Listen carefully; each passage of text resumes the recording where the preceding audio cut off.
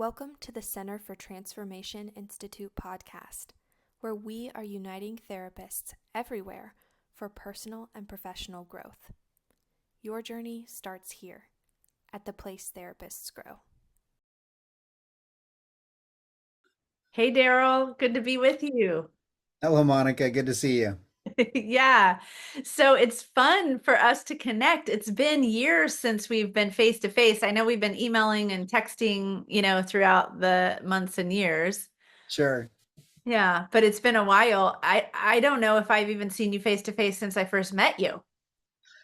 Yeah, I don't think we have. I know we had a phone call a while back about somebody needing help in your area, but I don't think I've seen you since whatever track, I think track three was of our CSAT training was the last time we were in the same room together. Yeah, and was that 2019? 2019. It would have been before 2020 for sure. Yeah, it might have even been 2018. I think it was Uh, 2018 because I finished all the tracks in 2018. yeah, so it had to have been 2018. I didn't finish till 2019. Right. But I had a pretty good gap between mod 3 and mod 4. Okay, so this is how the story goes. It's a fun story, right? Because I've been into life model since 2014 and just pulling out all the information I could find. And I ended up one day hearing this recording about sex addiction and life model from this guy in Kansas, and it gave me a lot of it woke me up because I'm from Kansas and I'm a sex addiction professional. Who is this guy, right? So it was you, right? And I remember listening to the recording and thinking, oh, this is great information, and just kind of logging it in my mind. And then all of a sudden, I'm at it was in Philadelphia, right? Where we were, no, Pennsylvania. Harrisburg. Harrisburg, Pennsylvania. So it was in Harrisburg. I show up for module 3, and there's only like 20, 30 people in the training. And all of a sudden I meet Daryl Brazel and I'm like, I know who you are. I heard you speak about sex addiction with Dr. Wilder. I was so excited. That was so fun. Yeah, I remember you catching me a little off guard. I thought, well, this is not the place I expected to find a life model junkie. Right. So we just had a grand old time for the rest of the week. I mean, how often do we get a week off just to hang out with our fellow professionals? And we ended up having dinners and making a group of friends and Mhm. talking to them. Yeah, there's you and Maggie. You and Maggie were partnered up and sitting in the table in front of me. So would they often have us do things in groups of four and stuff like that. So you and Maggie would turn around and Yeah. in fact now I'm connected with Maggie's husband. So anyway, so it's a nice connection there as well. And I've stayed connected with them as well. They do great work with Yep, they do. yeah, as with couples and intensives and stuff. So we'll plug them a little bit here. That's awesome. Sure. Oh, yeah, those are good memories. We made some really good friends during that time and have some great memories of that. It really did feel like a shalom encounter, like meeting you there and now staying connected all these years. So I love Mhm. the work you're doing, and so I want to kind of open the conversation up so that our listeners can hear more about what you do there in Kansas. You're in Lawrence, correct? Yes, in Lawrence, home of Kansas University, 35 miles west of Kansas City University. So, And I'm a Kansas State grad, so a little like yeah. And it's football season, so you have the upper hand. Give us another month or two and we'll take it back. basketball will come on the horizon. Exactly, exactly. But yeah, I mean, Kansas is my home, so I love it that you're there on the plains and the prairie and doing this amazing work. Now, tell if you don't mind, Daryl, tell our listeners how did you come across Life Model originally? Now, I just said I've been around since 2014. How about you? Well, originally I think it was 2006. My wife and I were in a kind of a rough patch, and we were in a rough patch with our ministry and just getting started with New Hope. And we started seeing a counselor in Kansas City who handed us the Green Book. We always refer to it as the Green Book because the Living Out of the Heart Jesus Gave You book used to be this almost solid Green Book. That's right, with the leaves on. And it really spoke to me. And the idea of maturity, just so many things in it just jumped off the page at me. And so from there, I got Jim's Living with Men book. That's the red book with the horrible cover, which I'm so thankful they've redone now. That's I right. haven't seen it yet, but it was definitely needing a redo. Especially the childhood stuff and infant stuff is just so incredibly rich. So good. Um, so anyway, I was reading it, and there's a paragraph in there where Jim talks about one of his colleagues who is doing writing curriculum for sexual addiction recovery. Hmm. And when I read that, I had been sensing a calling. I had written about 5 or 6 chapters of my what is now New Hope for Sexual Integrity Recovery Manual. And I read that paragraph and I went, yes, I don't have to do this. Yes. Yes. So I Google searched Jim Wilder. I found an email address and I thought I sent him an email and said, hey, I read this paragraph. Who is your colleague? Can I get connected? Can we do a pilot group? How can I use what he has? Hmm. I really thought I was off the hook. So I fired off an email to Jim and literally got a reply in 5 minutes, which is nuts. Okay. And turns out I caught Jim in an airport on his way to South America, and he was just happened to check his email.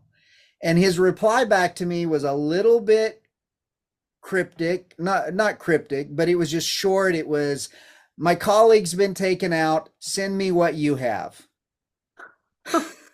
You were like, And I stared at that email for like 10 minutes. I'm like, send me what you have. So I sent him the chapters I had written. right. And I didn't hear back from, it was probably a month later before I get another email from Jim. Mhm. And Jim's reply was, this is fantastic. Is there any way you can come to Michigan in August to get the next? I think there's what we're doing in August is something that you definitely want to add in. And it was when Ed Kahuri introduced the restarting video and all the attachment stuff. Got it. At the same time, Jim sent me Ed Kahuri's phone number and Carl Lehman's phone number Okay. and told me to get in contact with them, that I needed Ed for the attachment stuff and I needed Carl for the Emmanuel stuff. Hmm. Like, okay. So I contacted both of them, set up a phone meeting with Ed. Ed was talking attachment, and I was catching maybe about 15% of what Ed was saying. I called Carl, and it went zoom. Like, what are and you talking and about? then and Carl sent me a video of one of his Emmanuel prayer sessions. And watching the video, I got a little bit more of it, but it still seemed it seemed pretty far out there for me, and I didn't really know what was going on. But I did go to Thrive in 2007 in Okay. Michigan, Okay. and being there with Jim and Carl and Ed, and them walking through the restarting material and laying the attachment base, Jim was exactly right. It just clicked. Okay. And it provided I came home from there. I wrote a chapter for my manual on attachment that to this day is, I would say, feedback I get from individuals who really work through my manual, work through the program. They say that chapter has been just absolutely foundational, probably the most significant part of my manual. Wow. Um, and then I also got to both hear more presentation on the manual prayer, experience my first Emmanuel encounters myself, Hmm. and have some conversation with Dr. Carl Lehman and those things started to come online. Okay. It's like And it so then out of that, I came home and I started doing a manual prayer. I got mean, literally, it. an individual I was working with, I said, "Hey, do you want to be my guinea pig? I Yeah, found something new. right. Let's see what happens." Let's see what we can do. And I began having just phenomenal results. That's awesome. Everybody I did a manual prayer with made connections. You could see childhood wounds being healed. Okay. You could see individuals at times just having sweet capacity building connections. That's amazing. And I was sold, I was 100% on board. Amen. And so from that we ran restarting groups, we've ran belonging groups, we've done all the different groups that they've done. Um, and then I have incorporated life model principles throughout my recovery manual. We have groups that meet in person in Lawrence. And then also I have a Zoom groups. In fact, we have a daily check-in time that's available for men where they can come in and go through a very specific checklist of check-in points. One of which is they check in on their 6 dailies, and one of their dailies is doing appreciation. I wonder where I found that from. Yes, Okay. And exactly. it's a specific format of asking Jesus to remind you of something you can appreciate, Mhm. dialoguing with him about whatever comes to mind, naming it, and sharing it with somebody else. So that's one of their dailies that they check in on. Okay. And so out of that, we've been doing that for the Zoom groups. That was a COVID. That was one of the best things that came out of COVID for us Right. because I was extremely resistant to doing an online group because in part because of what I've learned from Life Model about just how essential face-to-face in-person connections are. Exactly. Exactly. But we all learned how to do that during COVID, and it seems like, it's a supplementary It's process. still not as good, but it's a whole lot better than being isolated. If 100%, maybe more than 100%. Now, you said when you went to Michigan with Wilder and Curry and Lehman, that was a Thrive training, or was that a Transform? Well, it was before they had the title Transform. At the time, it was called Thrive Track 4. Oh, I didn't know that. There's a little bit of history. Yeah, there's been lots of evolving that's happened through the years. Hmm. In Right. addition to different editions of the different books and different covers and different colors. Right. Exactly.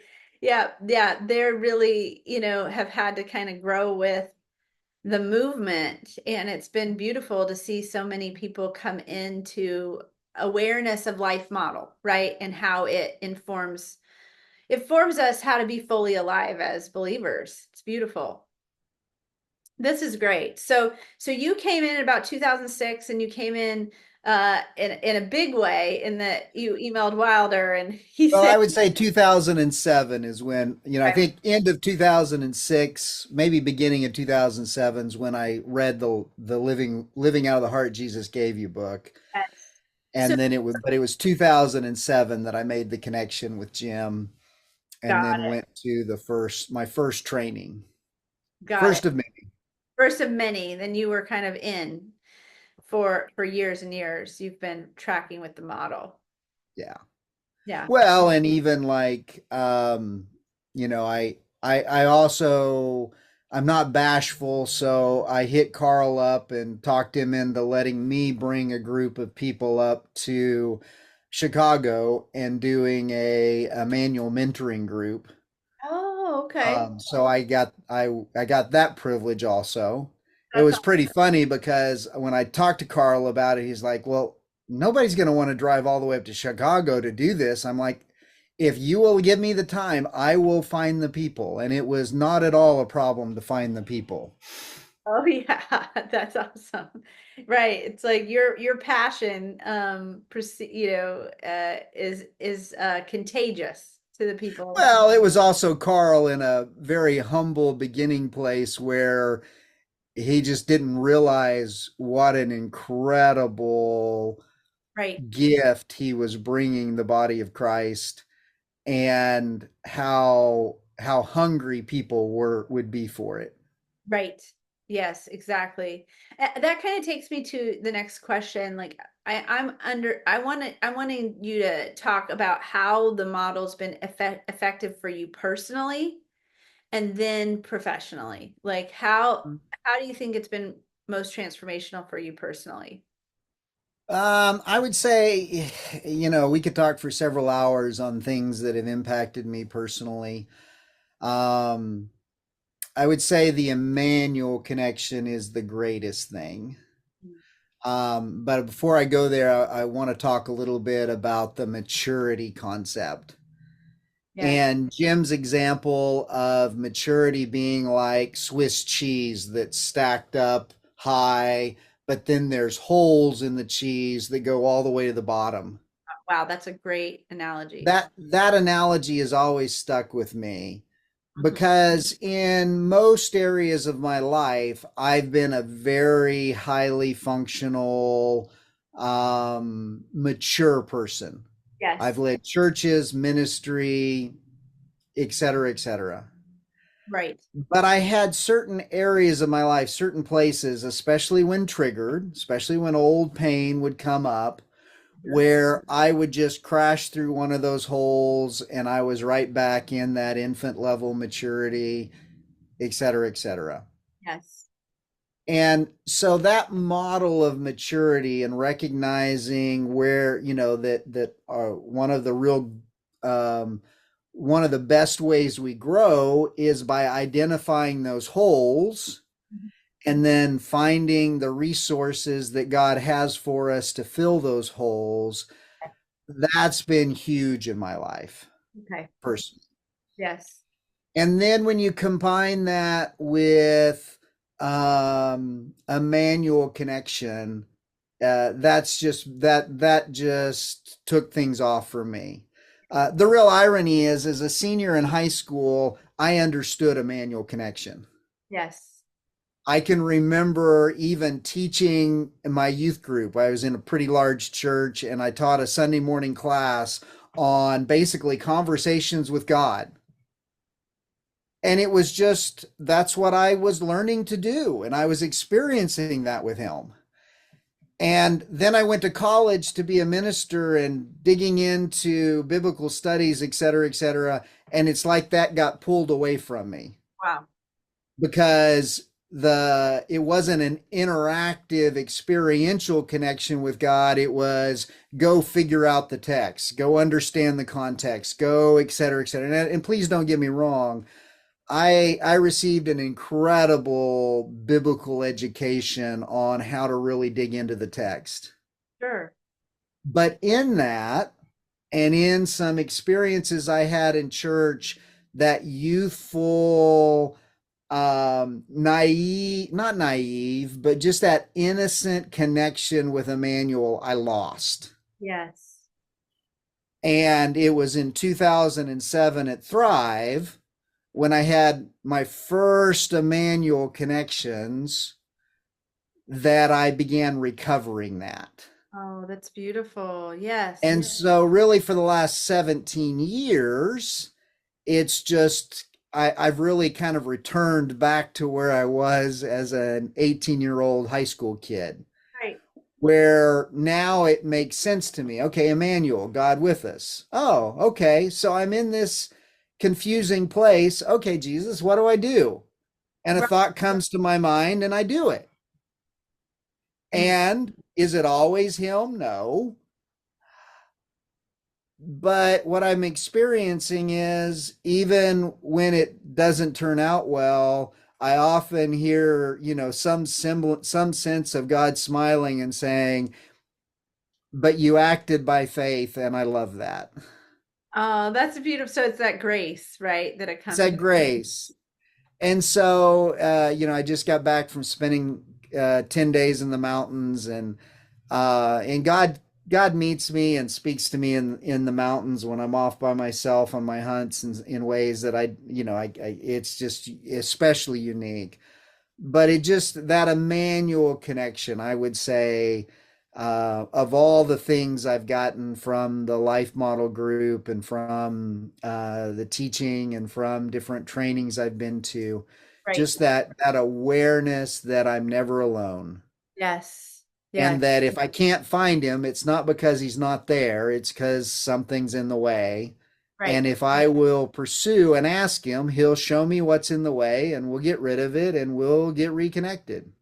Exactly. And this is a biblical concept. It's not just a life model concept, but there's some, Absolutely. and even beyond the Bible, it's like God searches the human heart. At 18, you had this awareness because you are a creation of God. You are an object of his love.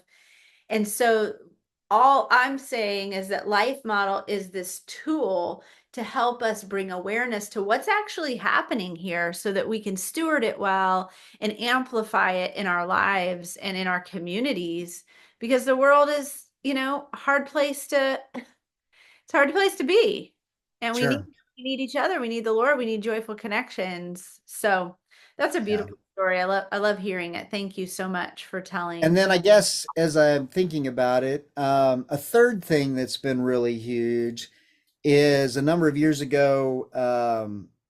Yeah, when the Joy Starts Here book came out, Yes. Jim was starting to teach about the different pathways in our brain of the protector pathway and the predator pathway. Mm-hmm. And that's a concept that I've taken, especially in the realm of pornography and sexual addiction arena. And that's been incredibly helpful to the men I work with Got it. because there is something deep within the human soul, but especially the masculine human soul, that wants to be a protector. Yes. Every man I've ever talked to about being a protector, when I use that term, when I talk about that way, you can just start to see him well up and find his inner strength. Yes. Yes. And so, one of the places that I've applied that, especially in this realm, is in the realm of most men who struggle, well, every man I know who struggled in the sexual arena. One of their greatest struggles is just being out in public, live people. And what do I do with when a woman catches my eye? Mm-hmm. And so, out of Jim's protector or predator concept, um, it just dawned on me one day that Paul instructs Timothy. He tells Timothy, treat older women as mothers and younger women as sisters, all with absolute purity. Yes.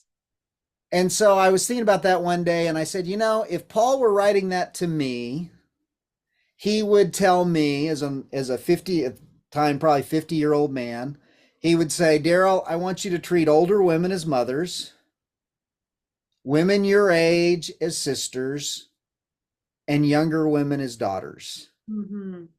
with absolute purity.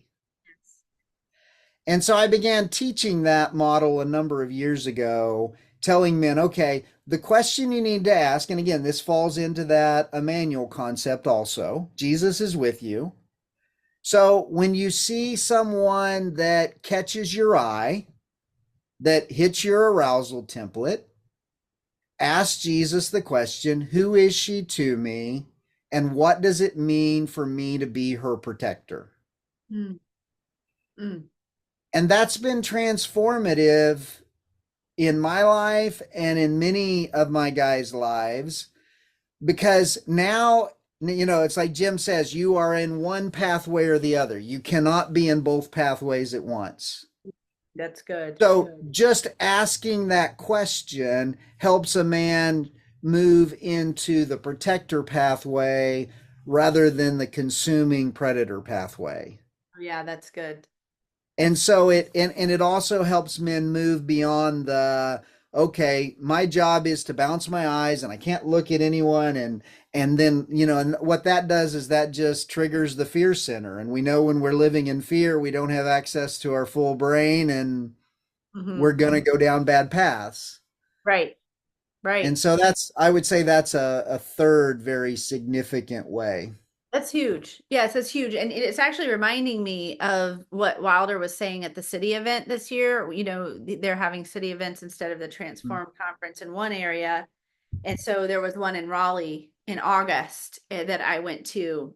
And he was talking about this concept. It was a lot about predatory behavior versus protector behavior. And he said a few things that pertain to what you're saying. One is, he said, he always has a way of saying things that it's like, you're like, what is he talking about? Your brain has to readjust. Yeah, my standard deal on that is almost every time I've listened to Jim teach, Right. there's been part of the time where I'm thinking, where in the world is he going? What is this me about? How does this apply to me? And then all of a sudden it's like it all falls into place and I'm like, oh wow, that is Yeah. perfect.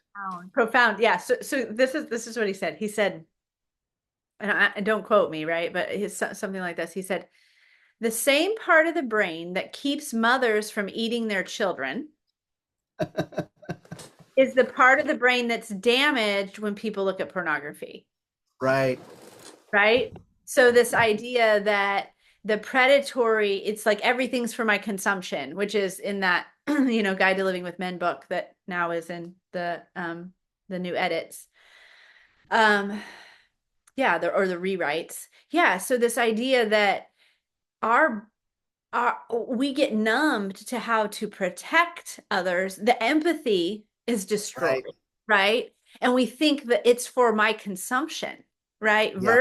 Versus that I am called to be a protector like Christ. So those response styles, and so he said, and I've been repeating this to myself since I heard him say it that day. He said the way you the way you get yourself out of a predator mode is to remind yourself who you are. Right. So like, Who am I? You know, and what does it mean to be like me? yes, that prefrontal cortex thing. And so those questions you say to your guys is, who is she to me? What's Mhm. this relationship? Mother, sister, daughter. She's not my wife, right? Right. Well, that's what I say is there's four categories, and wife is already taken for most of us. So therefore, which of the other three does she fall in? Yes, yes. And if she's not your wife yet, Right. treat her as one or the other until she is. Exactly. Right. Exactly. So yeah, just or opposite for women, husband, right? I mean, this is not Right. just men we're talking about. And so beautiful. So this kind of takes us to another part of the conversation I think you and I want to have, because we're both sex addiction professionals. This is how we met. This is a passion for both of us in terms of how we apply our training to the clients we serve. How do you see the sex addiction piece kind of dovetailing with life model? How do you see that happening? And what do you think we need to do as like a life model population, as those who are getting trained in the life model to really understand sex addiction or sexual compulsivity and how it kind of blocks our growth and our maturity? Well, I think the first and most important place to begin there is recognize that it is the elephant in the room. Mhm.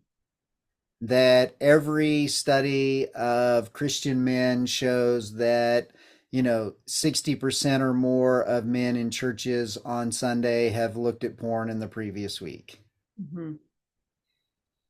And unfortunately, even in circles like the Life Model or other recovery circles, that's just a place we don't ask about. We Right. ignore. We pretend it doesn't exist. And yes, the life model maturity principles, the Emmanuel principles, all those things help. Mhm. Mhm. But if the elephant isn't addressed directly, the elephant just keeps taking up space and, pardon the expression, eating and pooping in the living room. Exactly. Defecating. Yeah. It's a mess, and it stinks, and Right. it does great harm, Right. and we still work hard to ignore it. Well, but here's the thing, right? Like maybe we don't even have the capacity to pay attention to it. I've been thinking about that a bit lately, just even with the dissociation work, right? Sure.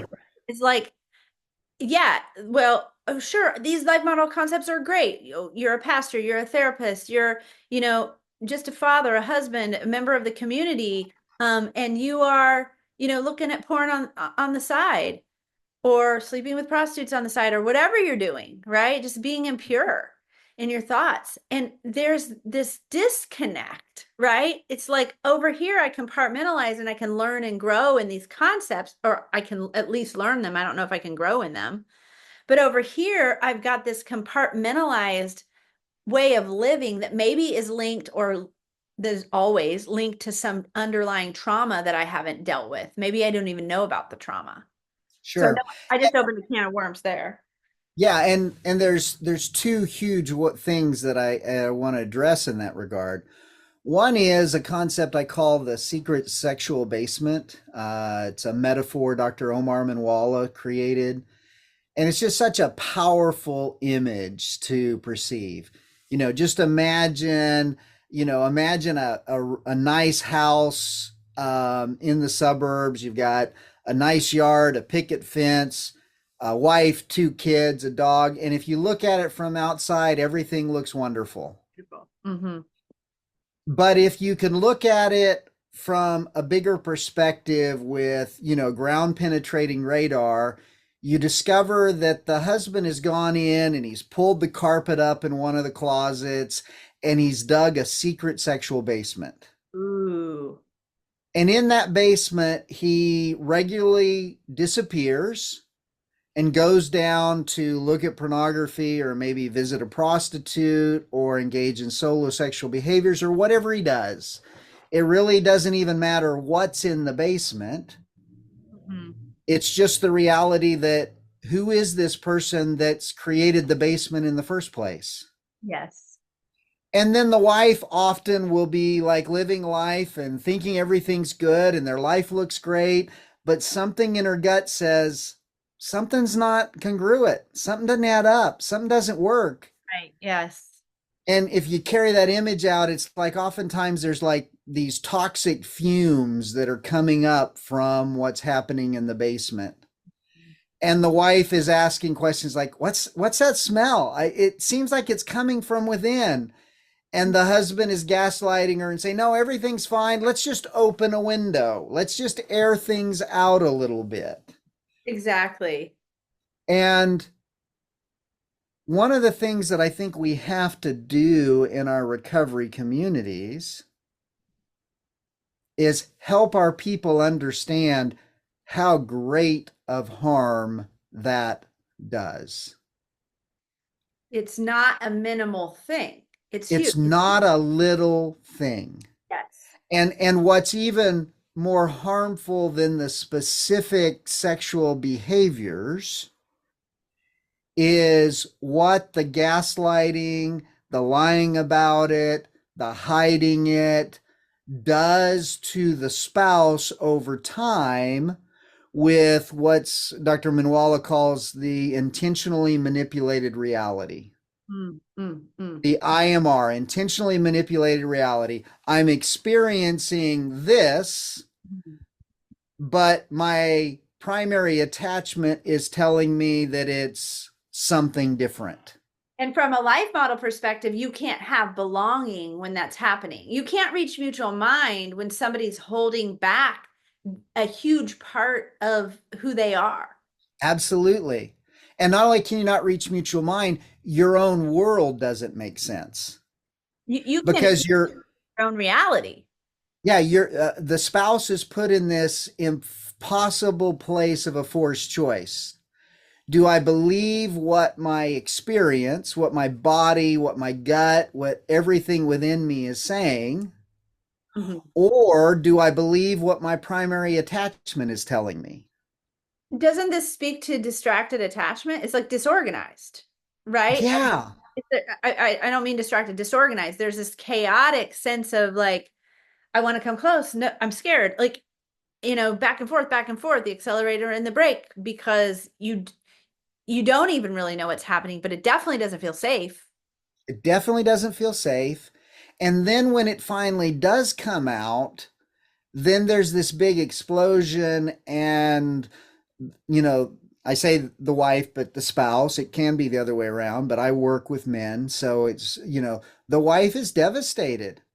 Oh yeah, And I but think one of the things that we often miss in the church and in recovery communities is we've gotten pretty good at rallying around the husband and helping him. There's some great tools available, et cetera, et cetera.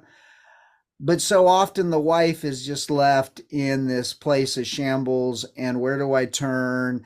And my husband's receiving grace, which we need to give the husband grace, Mhm. but the wife is so incredibly harmed. Oh yeah. The wives I work with, they say, this is my husband gets to get off of childcare duty 4 nights a week because he has to go to all his groups. You know, Yeah, he gets to connect with all these other people, and everybody's looking to him like hurrah, hurrah. And I'm here at home dealing with the betrayal trauma and having to take up the extra slack because he's not around now. Now, of course, absolutely. they're not suggesting they want their husband to stop going to the groups, Sure, but there's also this catch 22 for them around, but I'm here, and is anybody paying attention to what I'm going through? sure. And then I guess, and I know we don't have much time left, but part of what I really want to address there too is that unfortunately I've seen this dynamic many, many times Mhm. with leaders, Yes. with pastors, with therapists, with life model leaders. Yes. And it completely undermines and destroys good things that are being done, can be done. Right. Right. And it also works as, what I call a zero factor. A zero factor is an illustration my son gave me many, many years ago. I was taking him to soccer practice, dropping him off on my way to men's group. And on the way, my wife was homeschooling him, and my only significant contribution, as small as it was, to homeschooling was I'd do math facts with him in the car. Okay. Yeah. So we're driving along, and I say, okay, what's 12 times 9? And Mhm. he'd spit out the answer. And I'd just hit him with numbers. And then I was just messing with him. And I said, okay, I got a hard one for you. What's 12 times 9 times 13 times 6 times 5 times 0 times 7? Or some string of numbers like that. And I look up in the rearview mirror and I see my 9-year-old son cock his head like this and just spit out, well, 0, of course. And I said, well, how do you know that? That's a lot of big numbers, a lot of numbers. How is it still 0? And he says, well, Dad, anytime there's a 0 in a multiplication equation, the answer is 0. Oh. And I laughed and I said, thanks, son. You just gave me my teaching point for group tonight. And so I went into group, and since that time I've been teaching that whenever you have a hidden shame, Mm-hmm.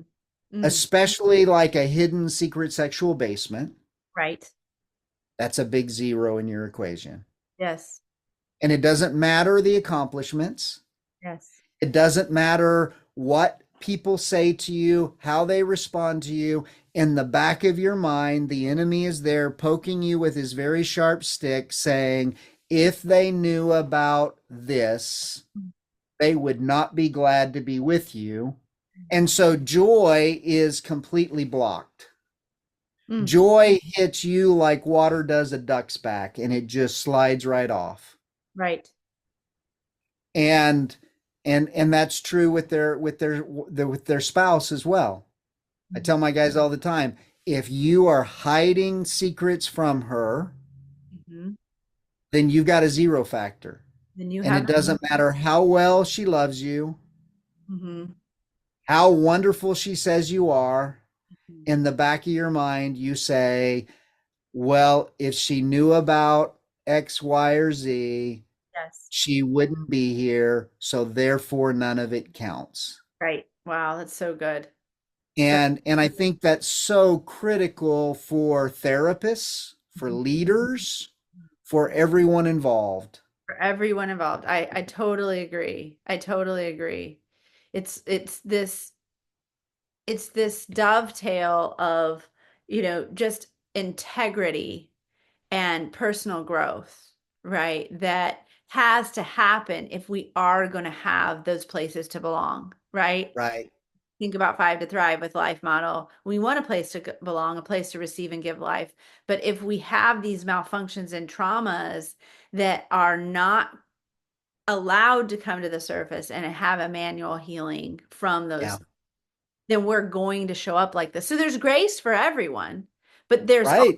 there's a sense of awareness. Like just because there's grace doesn't mean you can ignore it.